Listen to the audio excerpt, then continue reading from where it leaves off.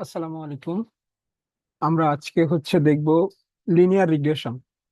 তো linear regression দেখার আগে আমি আসলে একটা জিনিস বলতে চাচ্ছি, সেটা হচ্ছে লিনিয়ার রিগ্রেশনটা আসলে কি জিনিস। লিনিয়ার রিগ্রেশন অ্যানালাইসিস আমরা আসলে ব্যবহার করি কোন একটা ভ্যালুর ভেরিয়েবল প্রেডিক্ট করার জন্য based on the other variable. তো আমরা যদি আসলে এক্স্যাক্টলি বিষয়টা দ্বারা কি বোঝায় সেটা যদি জানতে চাই, কারণ আমার কাছে একটা ডাটা আছে, ডাটার আমার কাছে দুইটা কলাম আছে। একটা ডাটা আছে, তার ভিতরে দুইটা কলাম আছে, একটা হচ্ছে আমাদের salary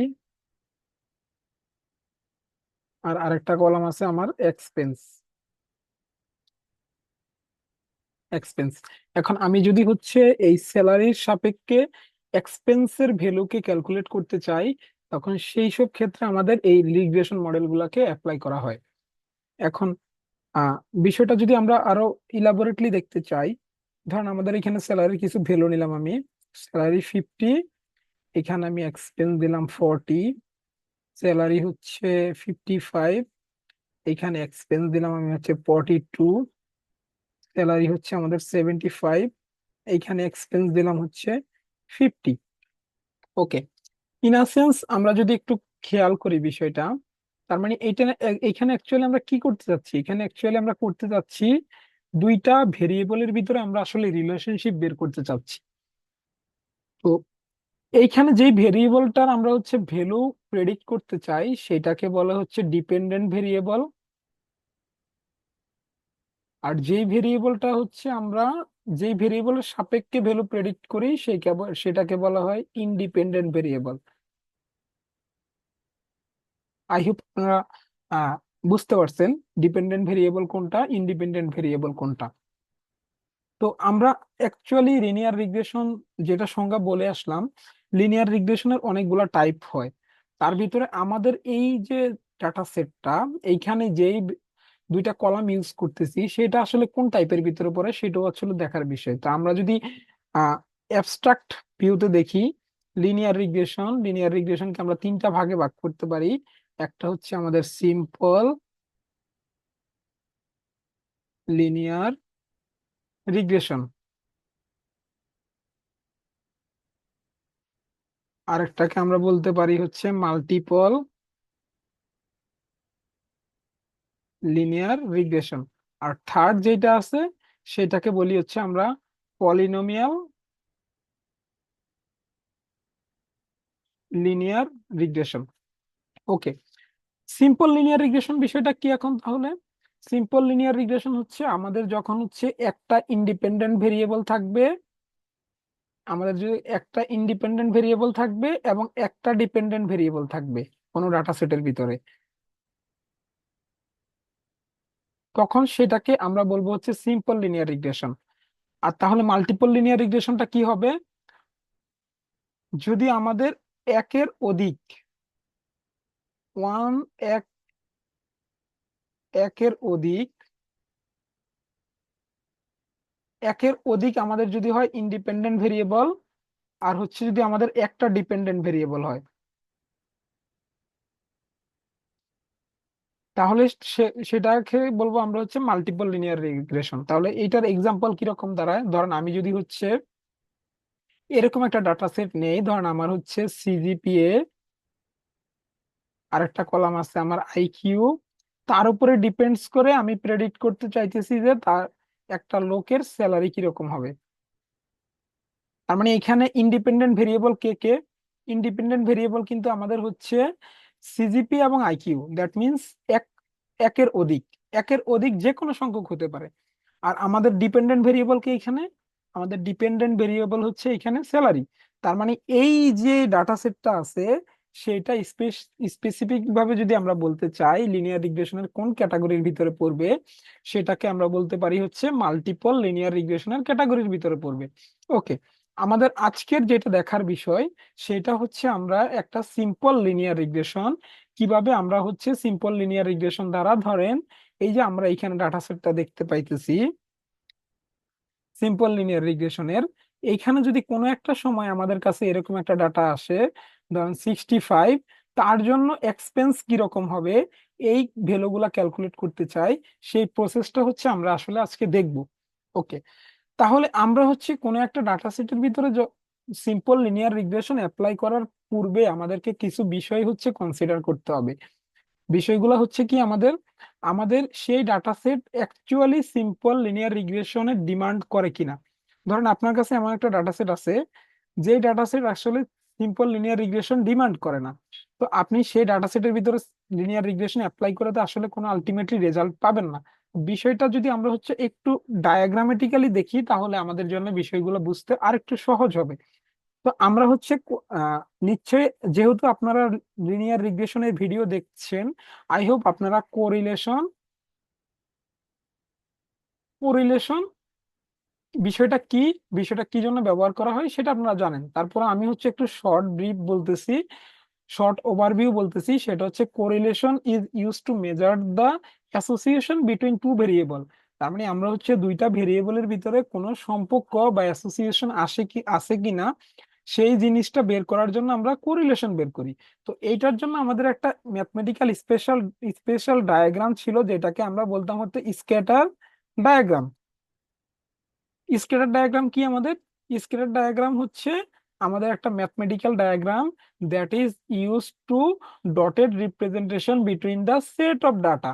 set of data that means দুইটা ডাটার ভিতরে একটা ডটেড রিপ্রেজেন্টেশন করে আমাদের কোঅর্ডিনেটে। তো আমরা যদি হচ্ছে ধরুন আমাদের দুইটা ডাটা, দ্যাট মিনস আমাদের এটা হচ্ছে টু ডাইমেনশনাল আমরা যদি হচ্ছে এরকম একটা টু ডাইমেনশনাল প্লেন তৈরি করি, তো আমাদের এই দিকে রাখলাম হচ্ছে এক্স এক্সিস আর এই দিকে রাখলাম আমাদের ওয়াই এক্সিস। ওকে, রেখে দিলাম, নো প্রবলেম। আমরা যদি আমাদের প্রিভিয়াস ডাটাটার সাথে কম্পেয়ার করি, আমরা প্রিভিয়াস ডাটাটা দেখি এখানে আছে। আমরা হচ্ছে আমাদের প্রিভিয়াস ডাটাটাকে কপি করি, কপি করে এখানে।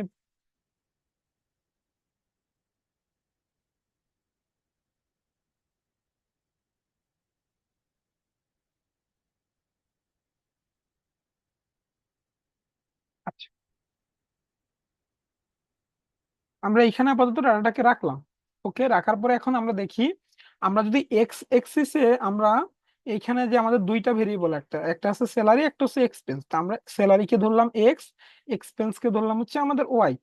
আমাদের এইদিকে ধরলাম আমরা হচ্ছে 20, 40, 60, 80। এইদিকে আমরা দাও এইভাবে নিচ্ছি 20, 40, 60, 80। এখন এইখানে যদি আমরা দেখতে চাই, আমাদের প্রথম ভেরিয়েবলটা ছিল কি 50 আর হচ্ছে 40। তো আমরা ধরলাম 50 এখানে, 40 হচ্ছে এইখানে। তাহলে প্রথম পয়েন্টটা আমাদের গ্রাফে এই জায়গায় পড়বে। তো আমরা দুইটা পেয়ারের ভিতরে একটা জাস্ট ডট রিপ্রেজেন্টেশন করলাম কোঅর্ডিনেট অ্যাক্সিসে। তারপর হচ্ছে এখানে 55, 42, তো আমরা 55 ধরে নিলাম এইখানে, 42 ধরলাম এই যে এইখানে কোনো একটা পয়েন্টে আছে। তারপর আমরা ধরলাম হচ্ছে কত, আমাদের 75, 50, 75 ধরে নিলাম এইখানে, আমাদের 50 সাপোজ ধরলাম এইখানে। যে আমরা যে এই যে আমাদের ডাটা সেটটাকে, করসপন্ডিং ডাটাগুলাকে আমরা একটা কোঅর্ডিনেট সিস্টেমে রিপ্রেজেন্টেশন করলাম এই যে ডটেড পয়েন্টের মাধ্যমে, এটাকে বলা হয় আমরা স্কেলার ডায়াগ্রাম। এখন এই স্কেলার ডায়াগ্রাম দেখে আমরা আসলে ডিসাইড করতে পারি যে এই দুইটা ভেরিয়েবলের ভিতরে কোনো সম্পর্ক আছে কিনা।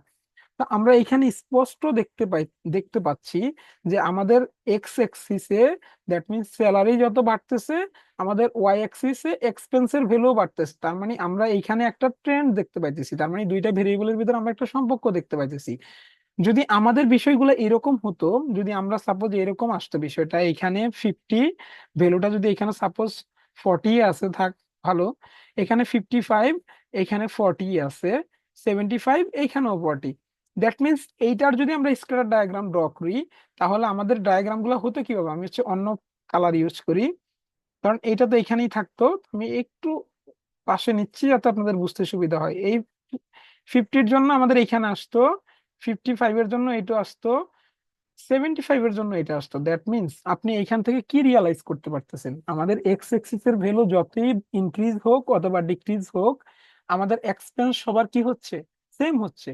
তার মানে এইখানে দুইটা ভেরিয়েবলের ভিতরে আসলে আমি ক্লিয়ারলি কোনো রিলেশনশিপ দেখতে পাইতেছি না। আপনার স্যালারি ভ্যালু বাড়তেছে অথবা কমতেছে, এক্সপেন্স একই থাকতেছে, তার মানে এই ডাটাটা, মানে ওই রকম যদি কেস হইতো, এরকম ডাটা সেট আমাদের কি, এরকম ডাটা সেটের ভিতরে কোনো সম্পর্ক নাই, দ্যাট মিনস এইরকম ডাটা সেটের ক্ষেত্রে আমাদের লিনিয়ার রিগ্রেশন অ্যাপ্লাই করা আমাদের জন্য হবে বোকামি ডিসিশন। তার মানে এতটুকু আমরা বুঝতে পারতেছি আমরা কোনো একটা লিনিয়ার রিগ্রেশন মডেল অ্যাপ্লাই করব কিনা। লিনিয়ার রিগ্রেশন মডেল অ্যাপ্লাই করার পূর্বে আমাদেরকে দেখতে হবে যে আসলে সেই ডাটা সেটটা লিনিয়ার রিগ্রেশন ডিমান্ড করে কিনা। তো সেটা দেখার জন্য আমাদের একমাত্র পসিবল ওয়ে হচ্ছে স্ক্যাটার ডায়াগ্রাম ড্র করা। তো স্ক্যাটার ডায়াগ্রাম বিষয়টা কি সেটা আমি আপনাদেরকে এখন দেখালাম। ওকে, এখন মেশিন লার্নিং এর ভাষায় যদি আমি আপনাকে বলি, আপনারা যারা হচ্ছে স্ট্যাটিস্টিক্স,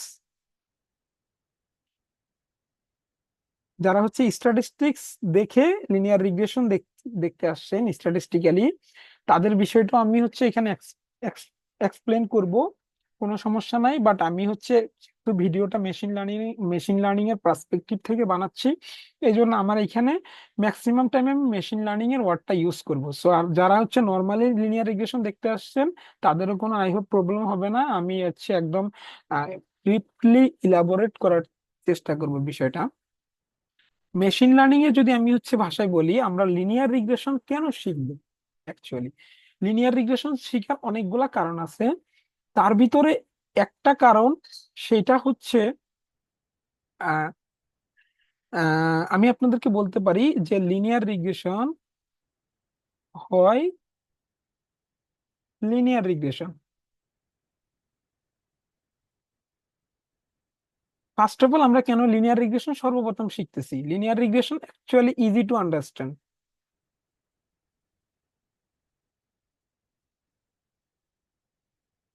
এটা হচ্ছে, মানে মেশিন লার্নিং এর যত অ্যালগোরিদম আছে আমার কাছে পার্সোনালি মনে হয় আহ, তাদের ভিতরে সবচাইতে কেউ যদি কোনো কিছুই না বুঝে, কোনো প্রিয়র নলেজ না থাকে, লিনিয়ার রিগ্রেশন এমন একটা অ্যালগোরিদম যেটা সবচাইতে ইজিলি বোঝা যায়, এবং এটার ভিতরে মেকানিজম কিভাবে কাজ করতেছে সেটা খুবই ইজিলি বোঝা যায়। কারণ আমি কেন এই কথা বলতেছি, মেশিন লার্নিং এমন এমন অ্যালগোরিদম আছে যেমন প্রিন্সিপাল কম্পোনেন্ট অ্যানালাইসিস, তারপরে আপনার হচ্ছে লজিস্টিক রিগ্রেশন টাইপের, এরকম অনেকগুলো অ্যালগোরিদম আছে যে অ্যালগোরিদম গুলোর অ্যাকচুয়ালি ভিতরের মেকানিজম কিভাবে কাজ করতে হয় এটা যদি আপনারা দেখতে যান, তাহলে আই হোপ, মানে আমার বিশ্বাস, প্রথমে যদি ওই অ্যালগোরিদম দিয়ে শুরু করেন, আপনাদের এখানে অনেকেই হচ্ছে মেশিন লার্নিং শিখা ছেড়ে দিবেন।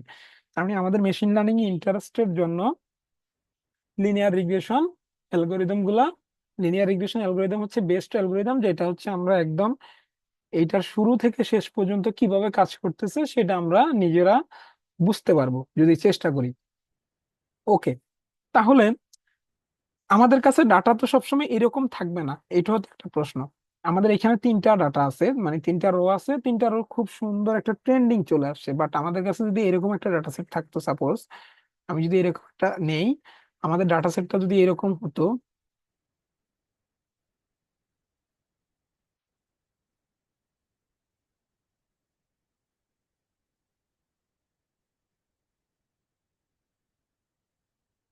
আমাদের ডাটা সেটটা যদি এরকম হতো, এখানে কিন্তু সবগুলা পয়েন্টের জন্য কিন্তু একটা ট্রেন্ড নাই, কিছু পয়েন্ট, মানে একটা ঊর্ধ্বমুখী ট্রেন্ডিং আছে, আমরা যদি দেখতে চাই এই যে এরকম একটা ট্রেন্ড হচ্ছে, এরকম একটা ট্রেন্ড হচ্ছে, এক্স এক্সিস এর ভ্যালু বাড়ার সাথে সাথে ওয়াই এক্সিস এরও ভ্যালু বাড়তেছে, বাট কিছু কিছু জায়গায় এক্স এক্সিস এর ভ্যালু দেখেন এখানে বেড়ে গেছে, এখানে বেড়ে যাওয়ার ফলে এইখানে ওয়াই এক্সিস এর ভ্যালু যেটা আসছে, এই পয়েন্টে ওয়াই এক্সিস এর ভ্যালু তার সাথে বেশি আসছে। ডাটাটা কিন্তু একদম এরকম ট্রেন্ড নাই। তো এই সব ক্ষেত্রে আমরা কি লিনিয়ার রিগ্রেশন অ্যাপ্লাই করতে পারবো না কিনা? যদি এই যে এই স্ক্যাটার প্লটটা আপনারা দেখেন, আমি যেটা মাত্র আঁকলাম, আমার এই স্ক্যাটার প্লটের জন্য আপনারা চাইলে লিনিয়ার রিগ্রেশন অ্যাপ্লাই করতে পারবেন, নো প্রবলেম, খুব ভালো রেজাল্ট দিবে।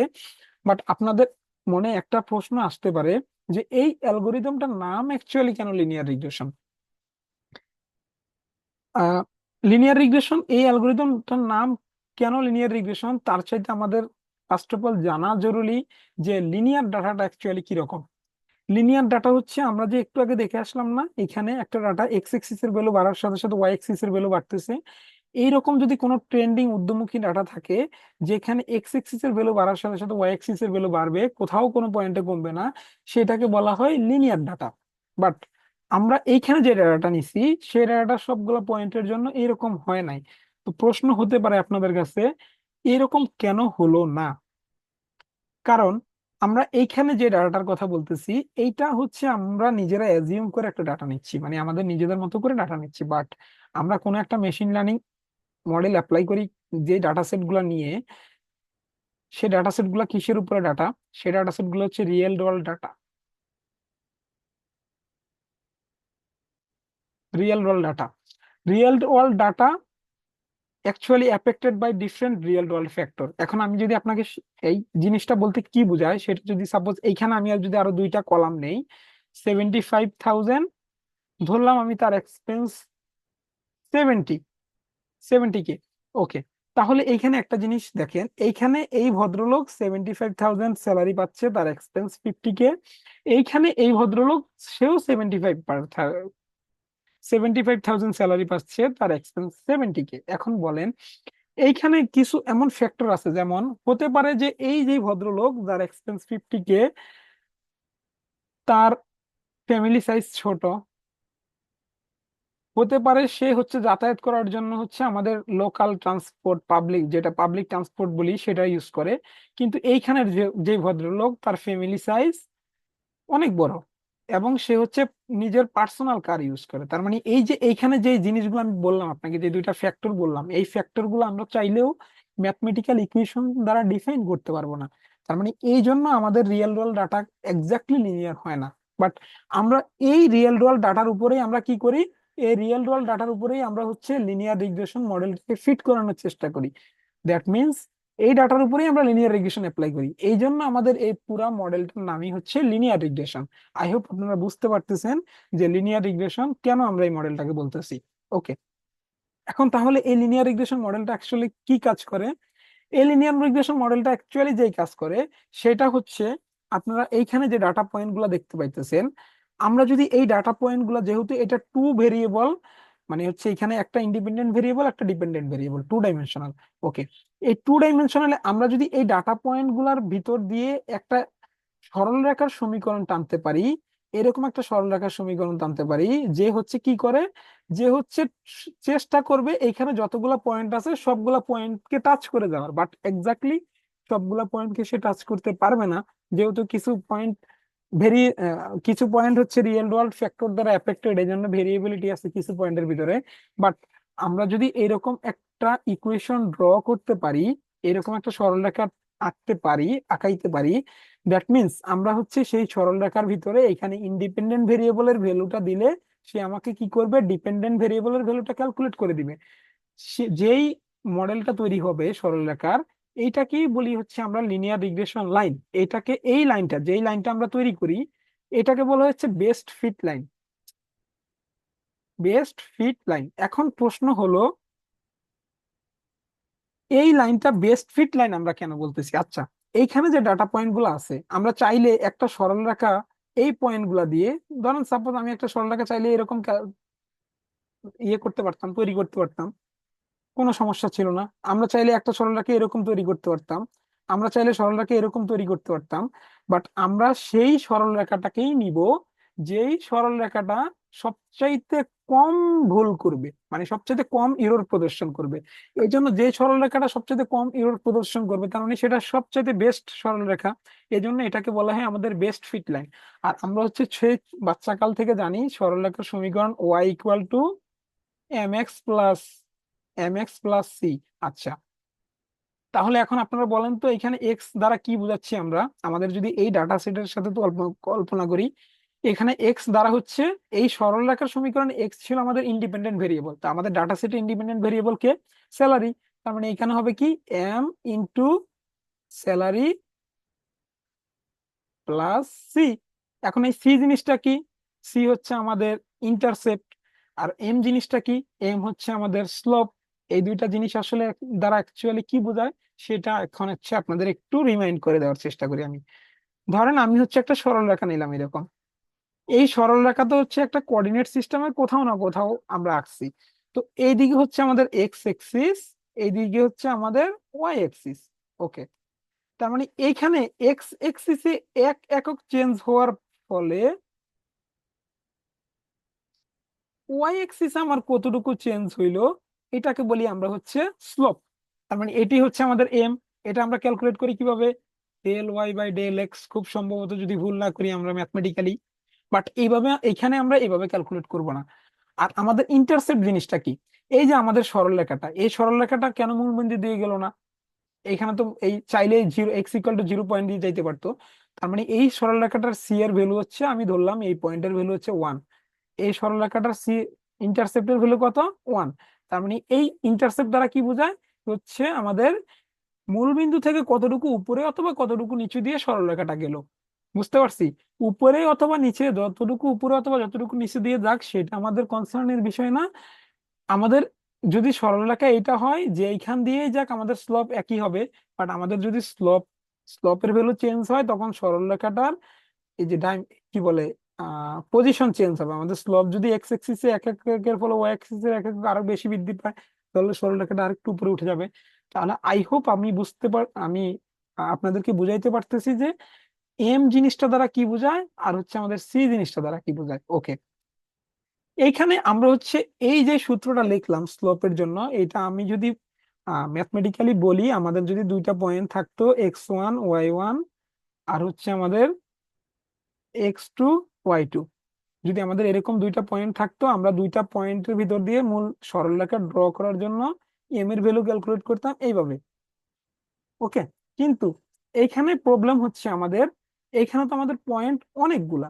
আমাদের এখানে ধরেন সাপোজ আমাদের এই ডাটা সেটের জন্য 3টা পয়েন্ট আছে, বাট আমরা যদি হচ্ছে ধরেন একটা ডাটা সেট নিয়ে কাজ করি, সেই ডাটা সেটের ভিতরে আমার 100টা পয়েন্ট থাকে।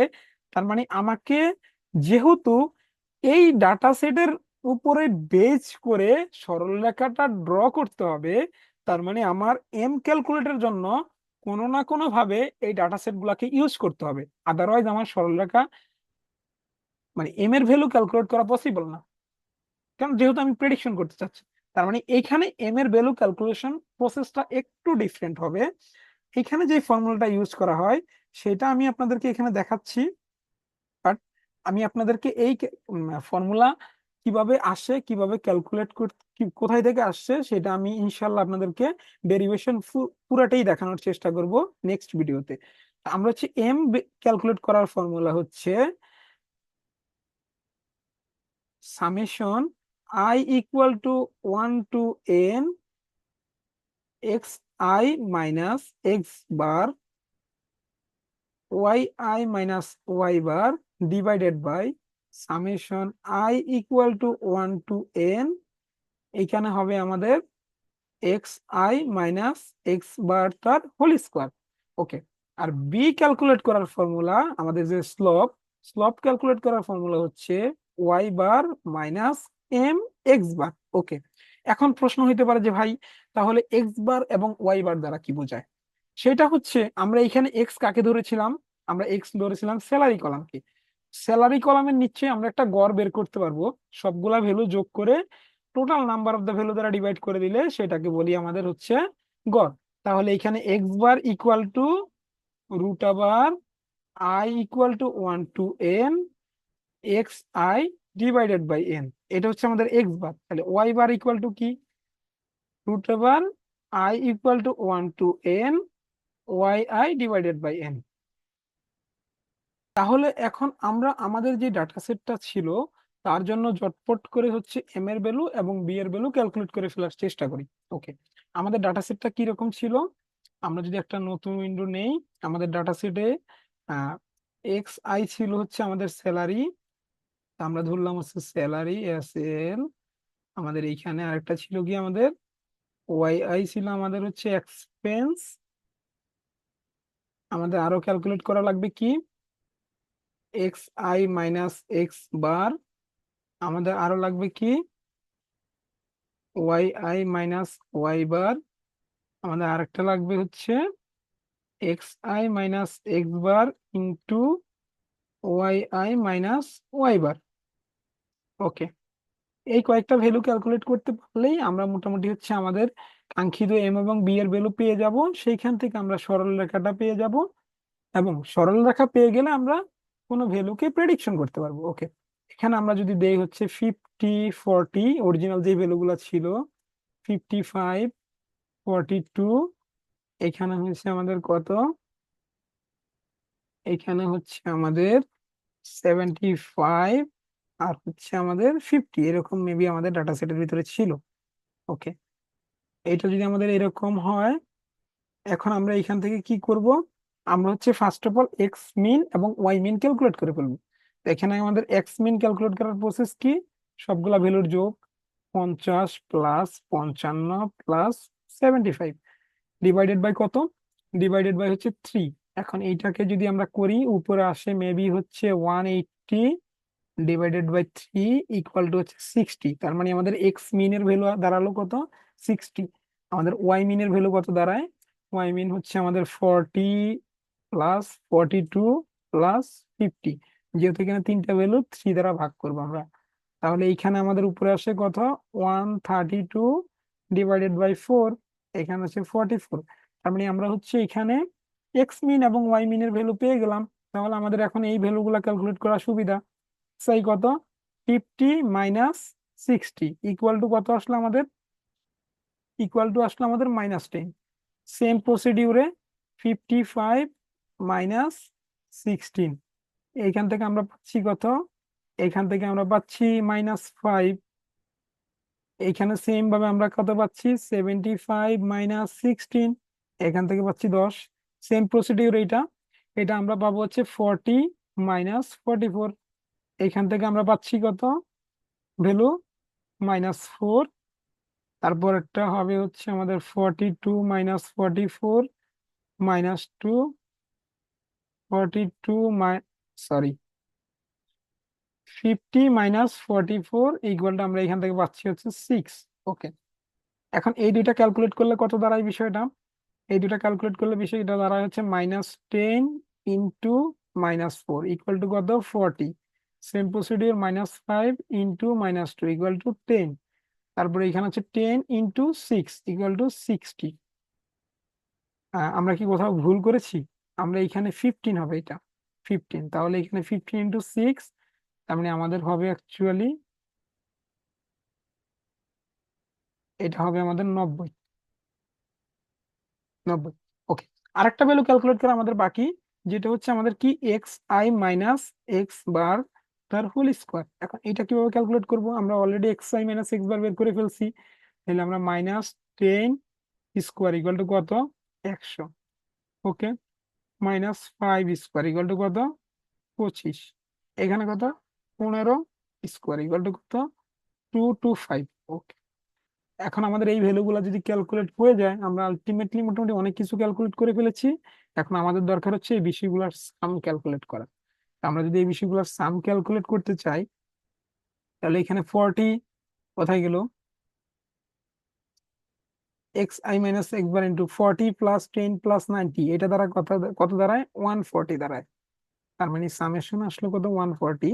এখানে আসলো কত? 225, আর 25 হচ্ছে 250, আর 100 350। তার মানে এটা এটা টোটাল হচ্ছে 350। এখন আমাদের ক্যালকুলেট করতে হবে কি? আমাদের ক্যালকুলেট করতে হবে আমাদের স্লপ, মানে কি বলে, স্লোপের ভ্যালু। স্লোপের ভ্যালু ক্যালকুলেট করার ফর্মুলা আমাদের কি ছিল?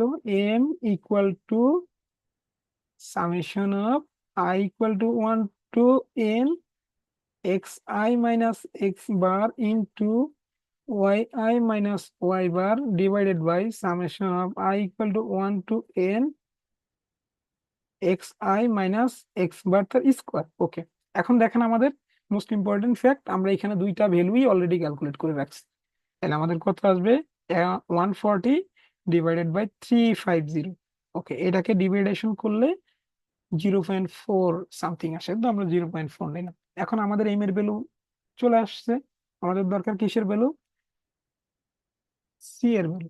সি এর ভ্যালু ক্যালকুলেট করার ফর্মুলা কি ছিল আমাদের? সি এর ভ্যালু ক্যালকুলেট করার ফর্মুলা ছিল হচ্ছে আমাদের Y bar minus M into x bar. Y বারের ভ্যালু আমরা অলরেডি ক্যালকুলেট করে রাখছি, কত? 44 মাইনাস এম এর ভ্যালু কত?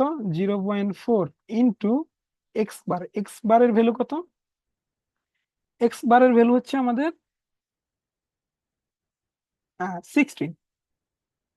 তাহলে এইখান থেকে আমরা কি ভ্যালু পেলাম? এখান থেকে আমরা পাচ্ছি হচ্ছে 44 মাইনাস 24 ইকুয়াল টু 20। তার মানে আমরা পুরা প্রসেসে আমাদের যে ডাটাটা ছিল, সেই ডাটাটা থেকে আমাদের এম এর ভ্যালু এবং বি এর ভ্যালু ক্যালকুলেট হয়ে গেছে। তাহলে দেখেন আমাদের লাইনের ইকুয়েশন ছিল কি, Y equal to M X plus C. আমরা যদি আমাদের ডাটার সাপেক্ষে সাজাই, এটা হবে কি, আমাদের এক্সপেন্স ইকুয়াল টু এম এর ভ্যালু কত, 0.4 ইন্টু স্যালারি প্লাস 20। ওকে, তার মানে এইটা হচ্ছে আমাদের এক্সপেক্টেড লিনিয়ার রিগ্রেশন লাইনের ইকুয়েশন। তার মানে এখন আমরা যদি কোনো একটা ভ্যালু ক্যালকুলেট করতে চাই, তাহলে আমরা খুব সহজে কিভাবে ক্যালকুলেট করতে পারবো, আমরা হচ্ছে এই ইকুয়েশনের ভিতরে যদি আমরা বসাই দেই, তাহলে হচ্ছে আমরা ভ্যালু ক্যালকুলেট করতে পারবো। ওকে, তাহলে আমাদের একটা ভ্যালু ক্যালকুলেট করার কথা ছিল, সেটা আমাদের কত ছিল, আমরা যদি দেখি এখানে আমরা 65 এর জন্য আমাদের কত ভ্যালু আসে সেটা আমরা দেখতে চাইছিলাম। ওকে, আমরা হচ্ছে এখন 65 এর জন্য ক্যালকুলেট করি। 65, তাহলে আমাদের স্যালারি হচ্ছে কত, আমাদের 65। তাহলে আমরা এখানে দিলাম expense equal to 0.4 into 65 plus কত, 20। ওকে, তাহলে আমরা যদি ক্যালকুলেট করি 0.4 ইন্টু 65 প্লাস 20, তার মানে আমাদের এক্সপেন্স আসছে কত, 46। তার মানে এইখানে যে আমাদের যে কোশ্চেন মার্কের যে জায়গাটা ছিল, সেটা আমাদের কত কত আসছে, 46। ওকে, এখন একটা জিনিস দেখেন, আমরা যদি হচ্ছে আমরা এম এবং বি এর ভ্যালু ক্যালকুলেট করেছি কোথায় থেকে, আমরা এম এবং বি এর ভ্যালু ক্যালকুলেট করেছি হচ্ছে এই ভ্যালুগুলা থেকে। বাট আমরা একটু আগে বলে আসছি কি, আমাদের data sort of linear, not exact linear. এই জন্য সর্ট অফ লিনিয়ার হওয়ার কারণে কি হয়েছে, আমরা যেই ভ্যালুগুলা দিয়ে এম এবং বি এর ভ্যালু ক্যালকুলেট করে আসছি, এমনও হতে পারে যে আমরা সেই ভ্যালুগুলোর জন্য যদি আবার হচ্ছে ওই ইকুয়েশনে বসাই, এখানে এক্সাক্ট যে ভ্যালুটা ছিল সেটা আসবে না, বাট কাছাকাছি ভ্যালু আসবে, কারণ যেহেতু আমাদের সর্ট অফ লিনিয়ার। এখন আমাদের এইটার ক্ষেত্রে কিরকম প্রদর্শন করে সেটা আমরা একটু দেখি। Expense equal to 50 into 0.4 plus 20, তাহলে কত আসে, 0.4 ইন্টু 50 প্লাস 20, কত আসছে, আমাদের আসছে 40। এখন আপনি বলতে পারেন যে ভাই এখানে তো এক্সাক্ট আসছে, কেন এক্সাক্ট আসছে, কারণ আমরা যে ডাটা সেটটা নিয়েছি সেই ডাটা সেটটা এক্সাক্ট লিনিয়ার। দেখেন এখানে এক্স এর ভ্যালু বাড়তেছে যতটুকু, ওয়াই এর ভ্যালু ঠিক ততটুকুই বাড়তেছে, বুঝতে পারছি। তার মানে এই ডাটা সেটটা আমাদের এক্সাক্ট লিনিয়ার। তো এইখানে 65 এর জন্য 46 আসছে, তার মানে আমরা যে এম এবং বি এর ভ্যালু ক্যালকুলেট করছি, আমরা ধরে নিতে পারি যে আমাদের এম এবং বি এর ভ্যালু সঠিক। কারণ দেখেন 65 নাম্বারটা কার মধ্যে আছে, 55 এবং 75 এর ভিতরে। এখানে 55 এর জন্য আছে 42, আর 75 এর জন্য আছে কত, 50। তার মানে এইটার জন্য ভ্যালু এই দুটার মাঝামাঝি হয় আমাদের হিসাবে উচিত ছিল, এক্স্যাক্টলি তাই হয়েছে। তার মানে আমাদের ডাটা সেটের এম এবং যে সি এর ভ্যালু ক্যালকুলেট করলাম সেটা আমাদের সঠিক ভ্যালু পেয়েছে। তার মানে আমরা একটা লিনিয়ার রিগ্রেশনের, সিম্পল লিনিয়ার রিগ্রেশনের কিভাবে এম এবং সি এর ভ্যালু ক্যালকুলেট করতে হয় সেই বিষয়টা আমরা দেখলাম। আই হোপ আপনারা এখন যত বড় অথবা যত ছোটই ডাটা সেটের জন্য আসে না কেন, এই ভ্যালুগুলা ক্যালকুলেট করতে পারবেন। বাট সাবধান, একটা জিনিস মাথায় রাখেন, আপনারা আবার হচ্ছে টেনশন করেন না। আপনার ডাটা সেট যদি লিনিয়ার না হয়, এক্সাক্ট লিনিয়ার না হয়, তাহলে আপনার যেই ভ্যালুগুলো দিয়ে এম এবং বি এর ভ্যালু ক্যালকুলেট করবেন, পরবর্তীতে যদি ওই ইকুয়েশনের ভিতরে ওই ভ্যালুগুলাকে ইনপুট হিসেবে দেন, আউটপুটে অরিজিনাল ডাটাতে সেটা যা ছিল সেটা নাও আসতে পারে, কাছাকাছি ভ্যালু আসবে। এমন না যে এখানে 40 ওইখানে 4000 আসবে, এখানে 40 ওইখানে হয়তো বা 38 আসতে পারে, হয়তো বা 45 আসতে পারে, 42 আসতে পারে। এটা মেশিন লার্নিং এ এতটুকু এরর আপনাকে কনসিডার করতে হবে।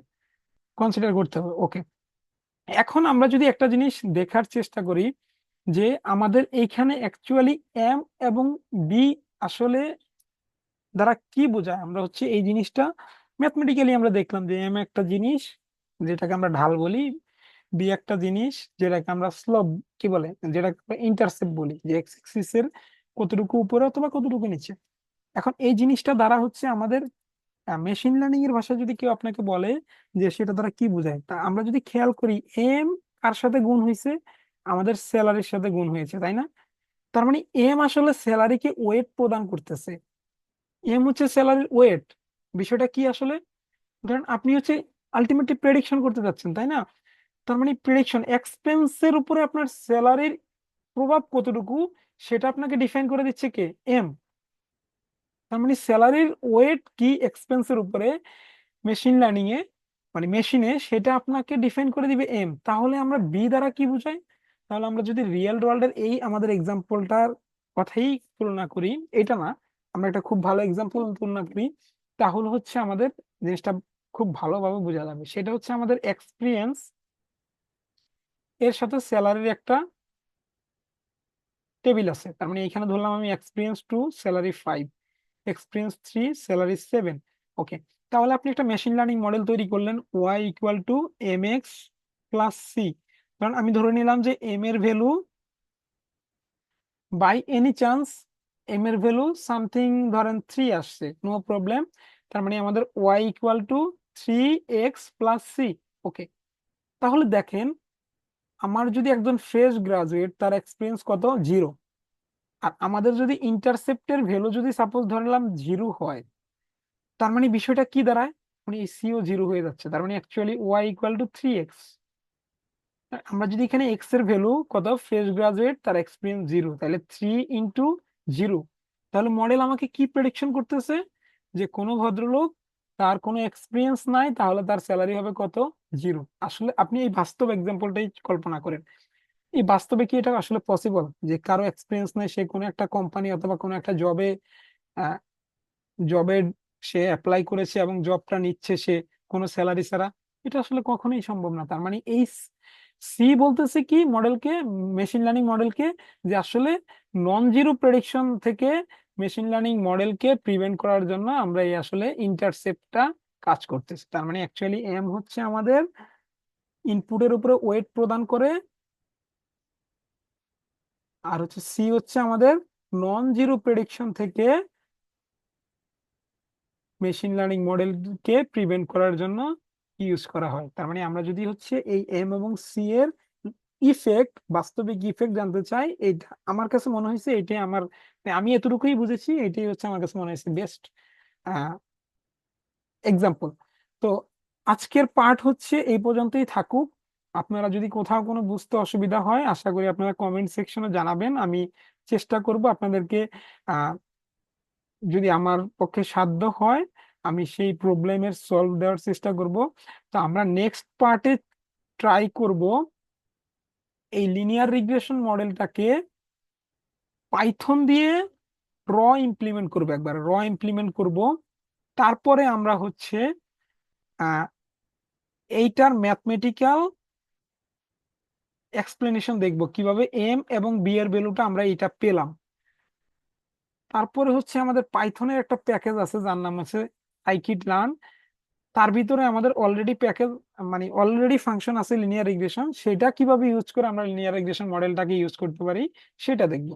ওকে, আল্লাহ হাফেজ।